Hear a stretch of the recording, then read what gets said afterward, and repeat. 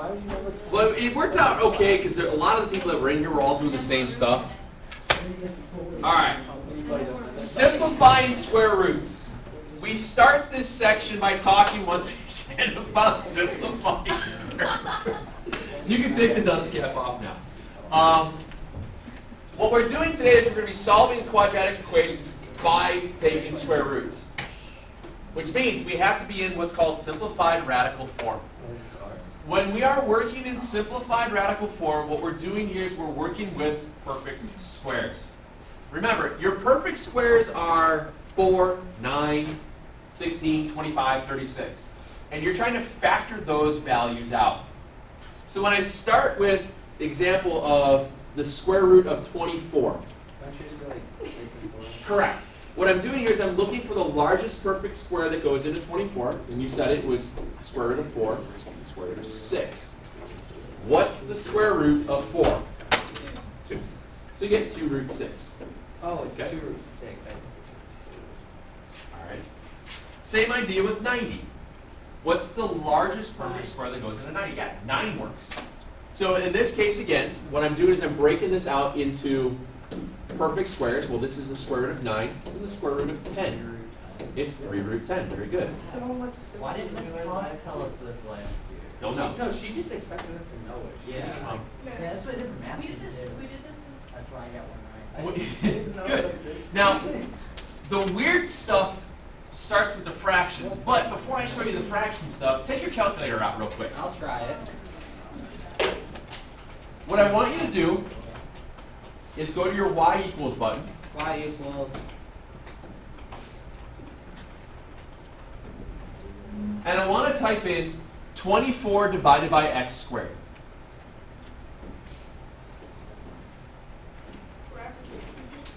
I'll go to table. Go to your table.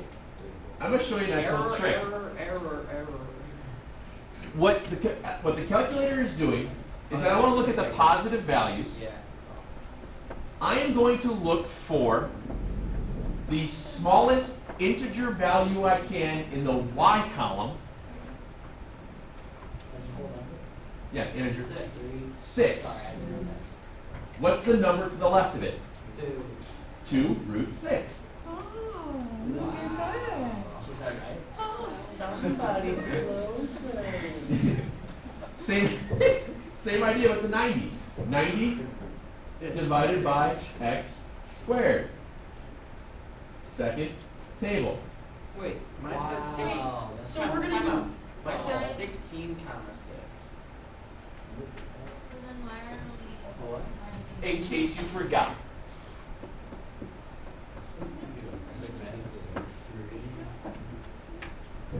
If you 24 over squared x, yeah, squared, that's why. Oh, x squared, that'd be so much easier. So now in this case, Yeah, yeah, it's a good idea. It's a good idea. So now here, if I scroll down, 3 root 10. Yeah. Does that mean on the test that we're gonna have a calculator version of this and a non-calculator version of this? I think the worst thing you're going to have to worry about on your test is can you graph something by hand? So all you have to do is the number that's in that root divided by x squared. What you're doing here is you look for the y column. You're looking for the smallest integer value in the y column as you're coming down. As you get to here, I have 10. 3 root 10. It works the same way if it's a cube, so we'll do cube roots later on and stuff like that as well. I know some of you guys use this to find your factors, the number divided by x, and it lists out your factors that way. It works every time. No matter what it is, it'll work. 108, do 108 divided by x squared, it'll work. Okay? Yeah. I did the fraction. It didn't work. Not the fraction. I know it won't work on the fraction. You have to know how to do the fraction by yourself. Because it doesn't work that way. When I do the fraction one, yeah, like 3, it's 3. I was just talking about like how yesterday you talked about how to do like to find the factors in case you forgot them. Mhm. How would you do that? How did you It's do the that? number divided by x. Right. And then if you look for the integer values. When you're dealing with the fraction ones, remember that just means this is the same thing as saying the square root of 7 divided by the square root of 16. What's the square root of 16? Or What's the square root of 7? I don't know that we don't. A number we don't need to worry about. So it's the square root of 7 over 4. And I'm done. Wow. Okay? And I'm done. Now, What was the answer? yeah, no, 6 root 3, I think. It's 36. Yeah, 6 root 3. All right. The weird one comes into play when you have it like this. Now, what I want you guys to remember, when you're taking the square root of fractions, it means you're taking the square root of the numerator divided by the square root of the denominator. Radicals in the denominator are bad. Bad, bad, bad. What's a radical? Square root. So what I want to do is I want to get rid of the square root in the denominator.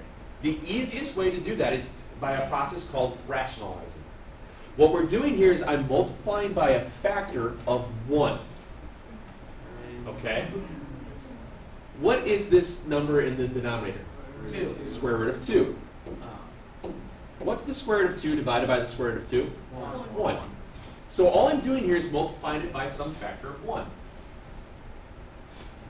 Square root of 2 times the square root of 2 is 2. Remember, square root of junk times square root of junk is junk. 2 times square root of 7. Do you cross multiply? Do you see an equal sign? Yeah, now I do. You only cross Well played. Do you see an equal sign between the two fractions? I see a dot. Okay, that means you multiply across. The only time you worry about cross multiplying with fraction is if it was fraction equal fraction. Well, it's the same thing though. So now I have square root of junk times square root of junk gives me plain old boring junk. So in this case it's 2. And what's 7 times 2? So it's 7. Oh, it's square root of 14. And I cannot simplify it any further. Oh, yeah. Because I can't get the 2 into the radical.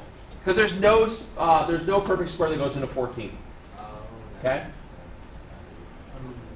Now, by working with radicals and working with these things, it's going to allow us to then solve equations that deal with square roots.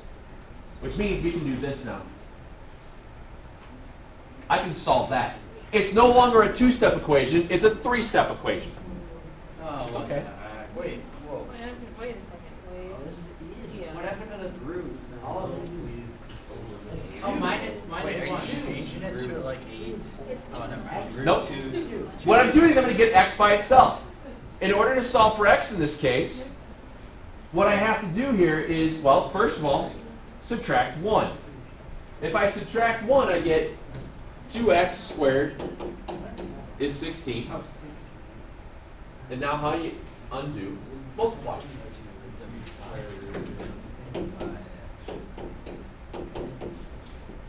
Wait, what'd you do there? Divide by 2. And then how do you undo squaring? You square root. The square root of x squared is plain old boring x. And do you guys remember how to simplify the square root of 8? 2 root 2, very good. Now, one thing that you have to remember, especially now, is the following rule. Anytime you take a square root over an equal sign, you have to remember plus minus. If we were just simplifying, the square root of 12, if it just plain old boring simplify the square root of 12, you get 2 root 3. There's no equal sign. There's none of that there. It's just simplifying through. The moment that I have x squared equals the square root of 8, I have to remember that it's plus minus. Every time. Okay? Yeah? When you can get more than one perfect square, like when you're simplifying it, whatever these are. Yeah. Then you just keep going. Do you multiply those numbers together? So like, say if you have 2 3s and 2 2s, like then you put you would put like the 3 outside the 2 outside. Do you Yep. multiply those? So Yeah, I'm going to do an example of that like that later. Alright. All right? This is what it allows us to be able to do. And from what I've understood from the other 2 sections from today, you guys have seen this before. You've solved these 3-step equations. You know that if I have 1/3 times the quantity x plus 5 quantity squared equals 7, I can't take the square root right away. I can't distribute. I'm not going to FOIL this out. But I can move the 1/3. By what? Good. If I multiply both sides by 3, I get x plus 5 quantity squared is 21. There's nothing left on the left-hand side, or excuse, yeah, left-hand side outside the parentheses, so how do you undo squaring? Square root it. Yeah, Rich. Why do you multiply the x and the 5 factor? Because this is out in front of it. Remember, if you had just 1/3 x equals 6, what would you do? Multiply by 3, right? It's the same idea.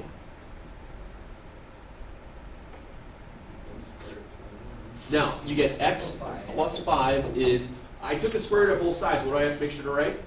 Plus minus. Oh, I didn't know that. Every time you take a square root over an equal sign, plus minus. Every time. Okay? Now, what do I do with the 5? Subtract it. There is a little bit of etiquette now when you're doing these types of problems. We all agree we have to subtract 5. Always put the integer in front of the plus minus. Don't tail it off from the back. Always put it out in front. And leave it like that. You're I done. respect that. I respect it. All right. It's a bit of etiquette. You always put that in front of the plus minus. It's a-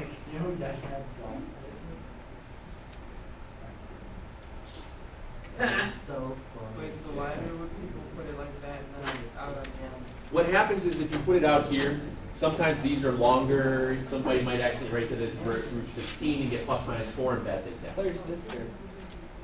Okay. I was talking with her. Oop. Asked her. Oops. Oh, I thought that was all one problem. What do I do first? That was one times by two. Yeah. Times by 2, Okay. 28. So I have 1/2 times 20, x plus 8 squared equals 14. I multiply both sides by 2. I get x plus 8 quantity squared is 28. Root, square root, square root. Square root it. I took the square root over an equal sign. What do I have to make sure I write? Plus or minus. So I have x plus 8 is plus or minus the square root of 28. Can you simplify the square root of 28? Yeah. What do you get? 2 square root 7. Yeah, 2 root 7. Very good. So yeah, a lot of people always flip-flop. Remember, the perfect square comes out. if it's 2 root 7, does that mean that you add it to the negative 6 from the 8? Or No, no, because what happens is you move the negative 8 over. You still get plus or minus. When you simplify this, this is 2 root 7. Think of that 2 root 7 as 2x. I can't combine them because they're not like terms. Does that make sense? But then, I mean, you can't add radicals together, can you? No. So you can't say Right, so you just leave it like that. Wait, can't you add Yeah. together for radical? Is it illegal? Oh, yeah. If it was 8 root 7 and 2 root 7, you get 10. Ah. Yeah, I'm sorry, I was thinking. Is it illegal if you just left it in 28? Yes. That's illegal. Yep, if anytime you can simplify, you always simplify. And how many states? 50. Yeah. And Puerto Rico.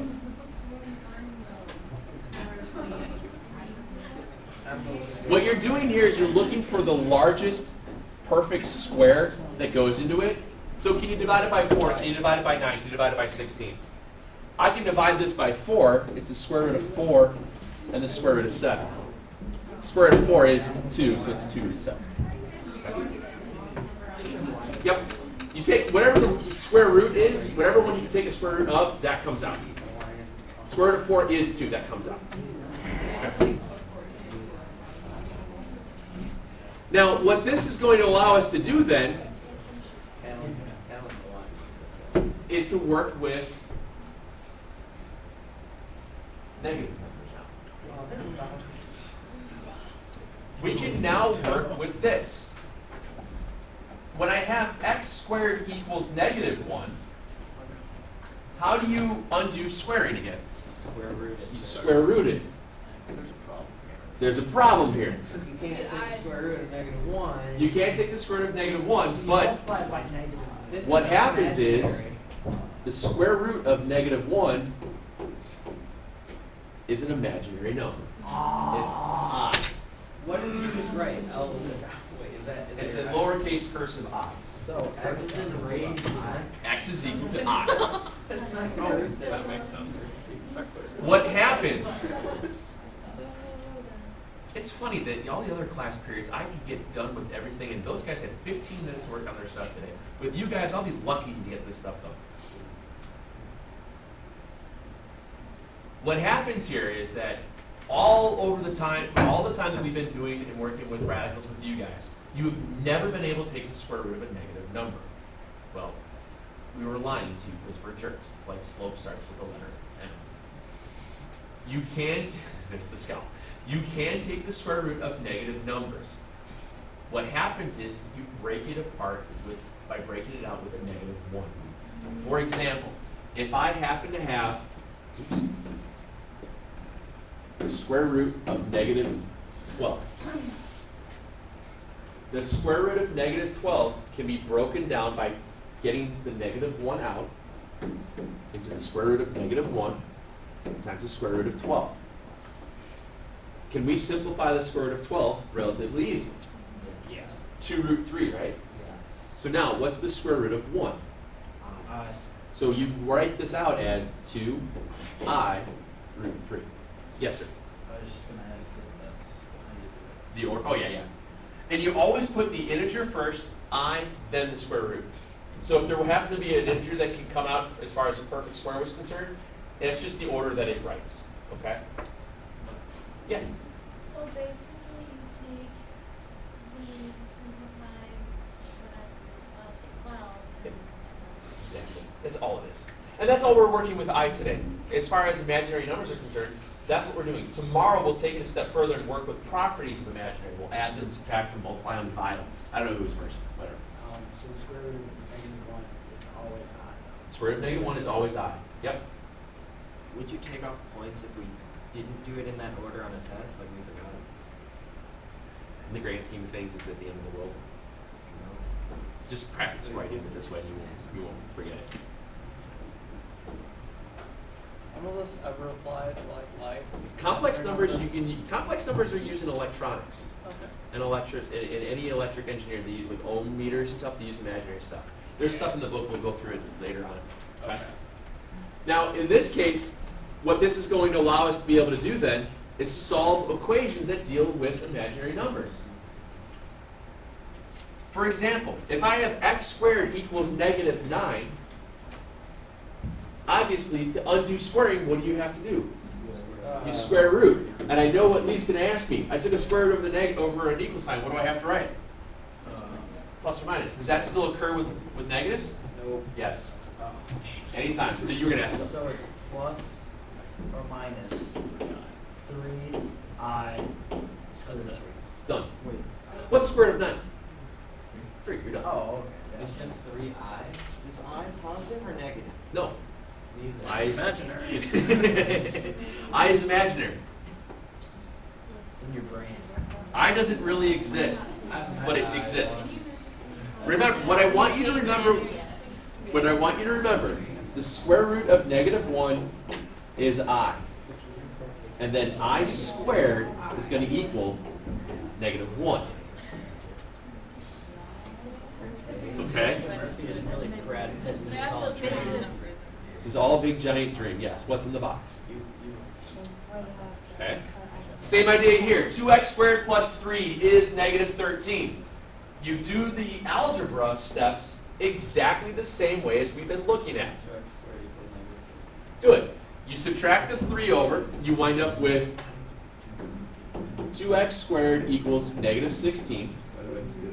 Divide both sides by 2, you get x squared is negative 8. And then what's the square root of negative 8? 2. It's going to be 2I root 2, but I took a square root over an equal sign. And there's your answer. The way that you're setting up and solving them, just like Kay was saying, you set up and solve them like we have before, but since there's a negative involved, you just make sure you put I in your answer and you're going to be okay. All right? With the quantity x minus 1 squared equals negative 7, there's nothing left for me to move to either side, so I have to right away take the square root. if I right away take the square root, I'm left with x minus 1 is plus or minus I root 7. Can I skip to that? Square root of negative 7 is I root 7. If I take the square root of both sides, square root of negative 7, well, I can't simplify 7 at all, but I can take the negative 1 out and get I root 7. Now, I have this 1 here. Where do I put that? Do I put it in front of all the plus or minus I root 7, or do I put it behind it? In front of it. You put it out in front, just like we would do if there wasn't an I involved. You would get x is equal to 1 plus or minus I root 7. So as far as the algebra itself is concerned, the way we set up and solve these are always going to be the same way. None of that changes up. The only thing you have to make sure that you concern yourself with is when you're simplifying your radical, if it happens to be negative, make sure you take the I out. Poke your eye out. Shoot your eye out. Shoot your eye out, Ralph. Get it? What the heck? You do the exact same steps as we've done in the past. 3 times the quantity x plus 5 squared plus 147 is 0. Right away. Should we divide it by Did you subtract it, or you think about order of operations when you're solving a 2-step equation. Okay, you set them up the same steps as you would before. It just so happens to be 3-step equations instead of 2.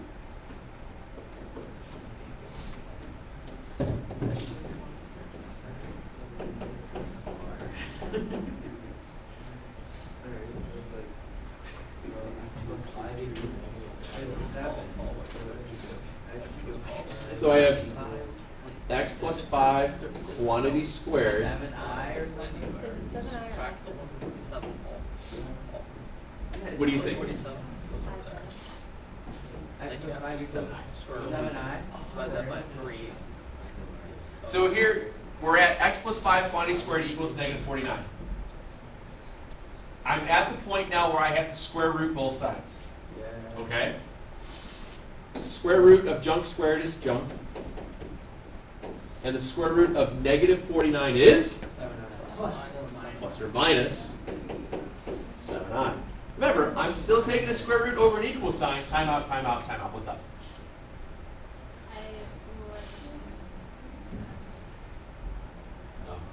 Okay. I just thought it was the timeout. I'm like,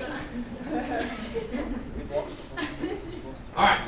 Now we're back in. There was no flag on the play. I have x plus 5 is plus or minus 7i. Choose 2 timeouts. How about a challenge? You already used that in the first. Ah. Flag. You didn't see it. I wasn't listening. Yeah, that's good. Oh, you threw a flag? Yeah. Oh, nice. I get it. It's yellow. Is there actually pink in October? Really? Anyway, so your final answer then is negative 5 plus or minus 7i. So when you're writing these out, make sure you put the integer value first, plus or minus, any integer from a perfect square that comes out, then the I, then any radical. Yes, ma'am? I put like plus or minus I 7 because that's marked wrong on the test. It's not the end of the world, but if it was 7x, would you write it as x7? Think of it that way. Treat I, when you're moving it around in equations, as a variable, but remember, I is the square root of negative 1. It's a cousin, a long distance cousin, the one that you don't really want to think about, but you know is really there. Yeah, the hillbilly cousin. Yeah, the hillbilly cousin, yes. He's got a Camaro in the front yard on cinder blocks. Yeah. So when you put it in front of What do you mean? Like a whole number?